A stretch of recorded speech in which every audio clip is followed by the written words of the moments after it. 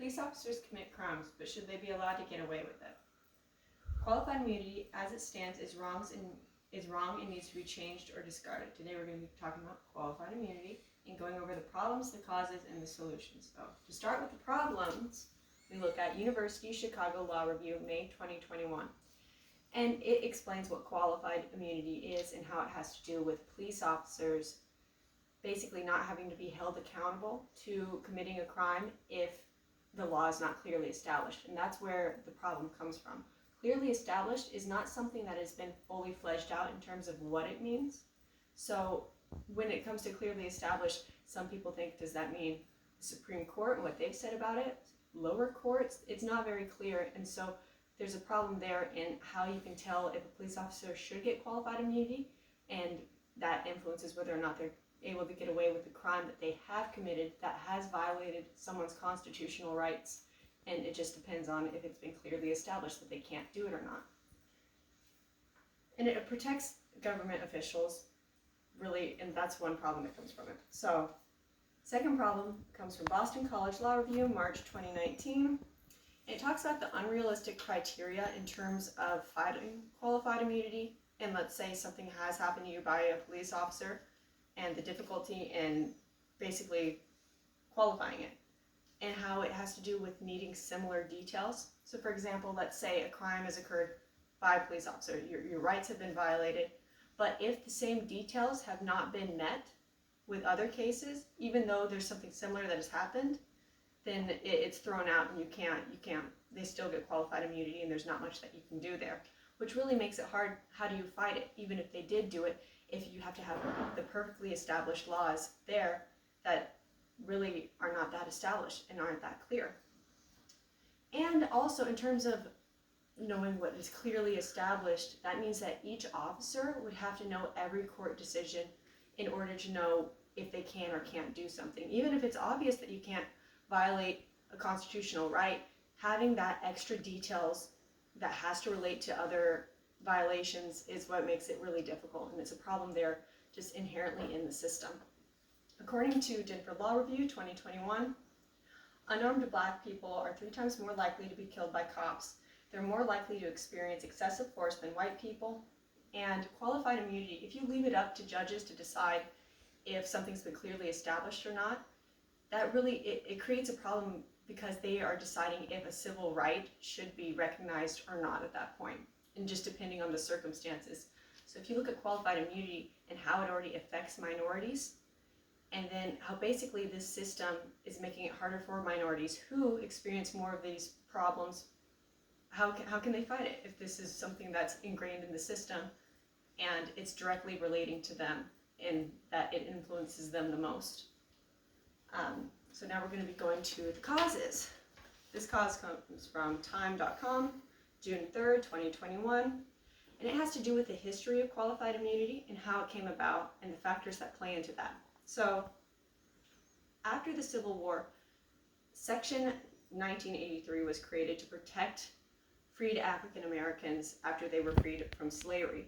The problem that happened was that after they were freed from slavery, there were still government officials and people who were committing violence against them. So this created an avenue for those people to protect themselves and to be able to sue government officials that are harming them in order to protect themselves. Now, one key problem here, or cause also, is that in the civil rights, that's when qualified immunity really came about.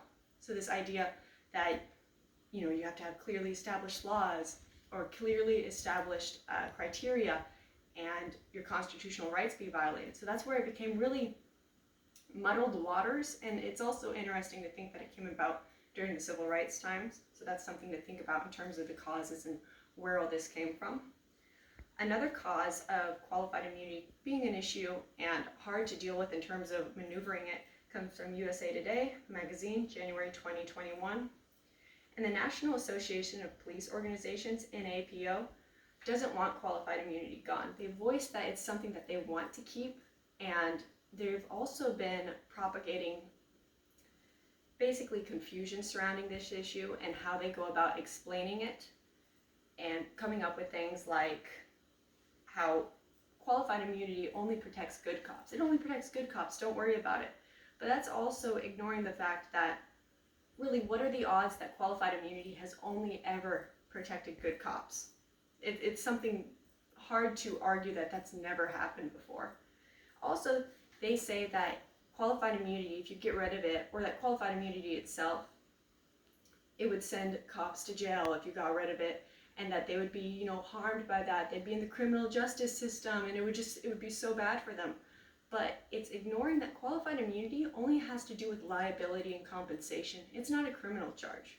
So right there, that's something to think about, that this organization is saying these things that it doesn't make sense why they wouldn't know that qualified immunity doesn't have to do with prison time or jail time, only compensation and liability. So that's something to think about. How are these police officer organizations unaware of that fact?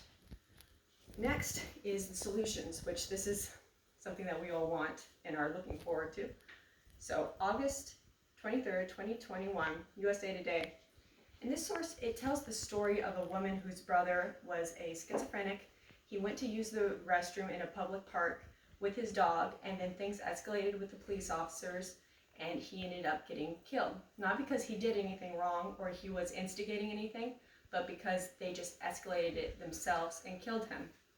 And so she really talks about one solution for her. She wants to end qualified immunity, get rid of it so that bad officers aren't able to be protected by it. So that's one solution.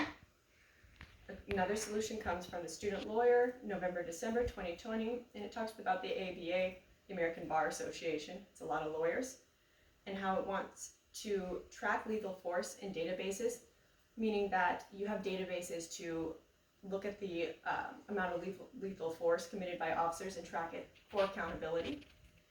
And it wants to curtail or eliminate qualified immunity. So make it more so clear surrounding the clearly established laws, and make it so it's a workable situation for police officers to be able to do their jobs, but also to be held accountable.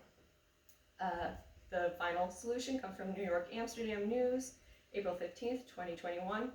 Rep. Herod introduced a police reform bill before George Floyd was murdered, and there was not a lot of action surrounding that or traction until activism happened.